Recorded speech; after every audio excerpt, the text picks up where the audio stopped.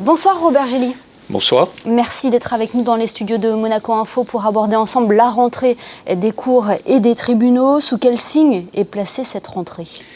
Écoutez, sous un signe qui est optimiste, j'allais dire, puisque d'abord le premier constat qu'on fait, c'est que la justice monégasque fonctionne bien.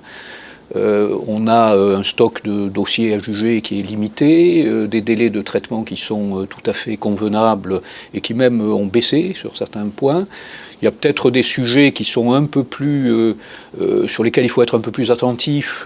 C'est en matière pénale notamment les dossiers d'instruction, puisqu'on a une progression du nombre d'instructions et donc il faut être vigilant sur le suivi et de ces dossiers. Donc la justice se présente sous un bon signe. C'est d'ailleurs ce qu'a dit le rapport de la Commission européenne pour l'efficacité de la justice du Conseil de l'Europe, qui a été déposé en octobre 2020. Donc nous sommes dans une bonne voie et je pense que nous allons nous appuyer encore là-dessus pour progresser encore plus. Optimisme et modernité, puisque le numérique fait petit à petit son arrivée dans les services judiciaires. Tout à fait. C'était d'ailleurs un des points de faiblesse qui était relevé par le rapport de la CEPEJ, qui relevait qu'en matière d'informatique, d'informatisation, nous étions un petit peu en retard. Et aujourd'hui, c'est précisément l'un des axes stratégiques les plus importants, puisque un plan numérique a été lancé. Et d'ailleurs, je me félicite des relations qui ont été instaurées avec la délégation interministérielle à la transition numérique, et notamment avec Frédéric Genta, que je rencontre assez souvent, avec lequel on échange beaucoup, parce que c'est important de s'inscrire dans cette logique, tout en préservant bien sûr la protection des données judiciaires, ça c'est important, il ne faut pas qu'il y ait la moindre ambiguïté là-dessus, et la sincérité évidemment de tout ce qui se fait dans ce cadre-là. Voilà. C'est pour cela aussi que vous avez décidé de donner un nouveau visage au site Légi Monaco ? Tout à fait, ça fait partie aussi de cette stratégie et nous souhaitons développer le plus possible la promotion, la diffusion de notamment la jurisprudence monégasque, et c'est dans cet esprit-là que nous voulons complètement rénover avec la direction des affaires juridiques du gouvernement le site Légi Monaco pour précisément avoir cette accessibilité la plus large possible à la jurisprudence. Un mot, si vous le voulez bien, Robert Gély, sur les relations que vous entretenez avec la France. Un protocole d'accord a été signé en mars dernier concernant la lutte contre le terrorisme. C'est vraiment une réelle avancée, ce protocole d'accord. Ce protocole est venu sur la question de la lutte contre le terrorisme, faciliter, améliorer, rendre beaucoup plus directes les relations, notamment entre le parquet national antiterroriste français et le parquet général de Monaco et la justice monégasque, de façon à ce qu'il y ait à la fois des échanges tout à fait directs, mais également aussi de l'information, du renseignement qui puisse être communiqué, de l'aide, de l'accompagnement en cas de besoin, et on espère ne pas avoir ce besoin.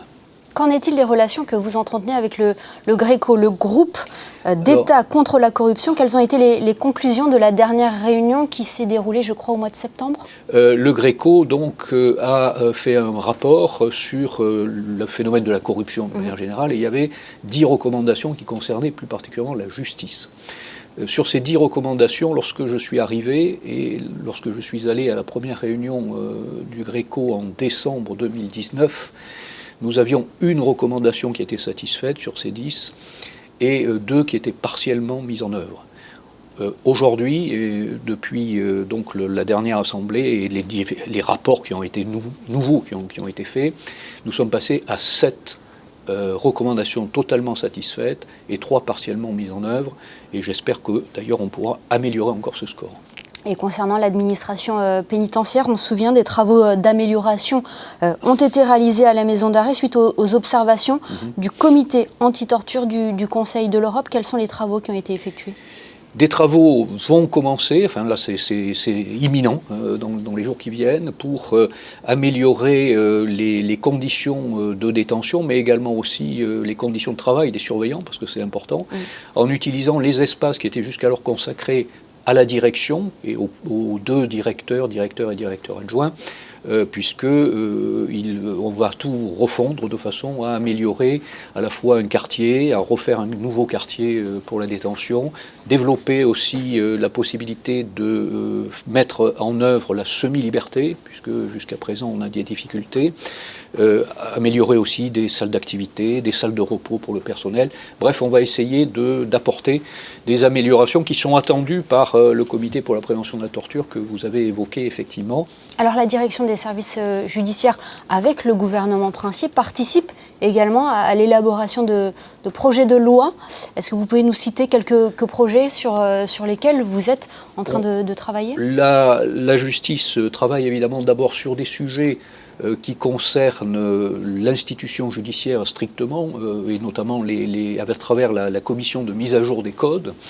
Et à cet égard, cette commission a proposé au gouvernement, qui l'a repris d'ailleurs, 3 projets de loi en matière de procédure civile et en matière de procédure pénale, pour l'instruction et pour les enquêtes préliminaires, qui ont été déposés au Conseil national, et le projet de loi sur la procédure civile devrait être examiné très très prochainement par le Conseil national. Cette rentrée des cours et tribunaux est également l'occasion de mentionner la création d'un institut de formation aux professions judiciaires. Est-ce que vous pouvez nous en dire plus ? Est-ce que c'est dans la droite lignée également du concours que vous aviez souhaité pour les monégasques, le concours de magistrat, ou ce sont 2 choses différentes ?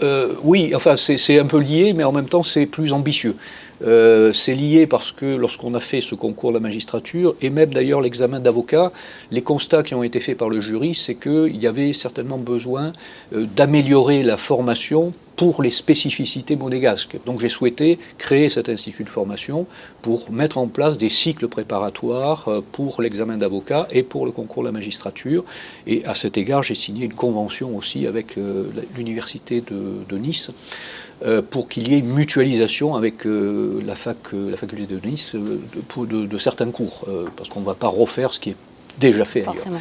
Mais l'ambition est plus large, puisqu'il s'agit aussi de développer la formation continue des magistrats et des avocats. Le cycle préparatoire à l'examen d'avocat et au concours de la magistrature a débuté, puisque l'ambition que j'ai, c'est de structurer un peu plus cela, de façon à pouvoir développer à présent, maintenant, l'aspect formation continue et organisation de manifestations. Parfait, bien merci beaucoup Robert Gély d'avoir été avec nous ce soir pour exposer les grandes lignes de cette rentrée. Merci infiniment. Je vous remercie.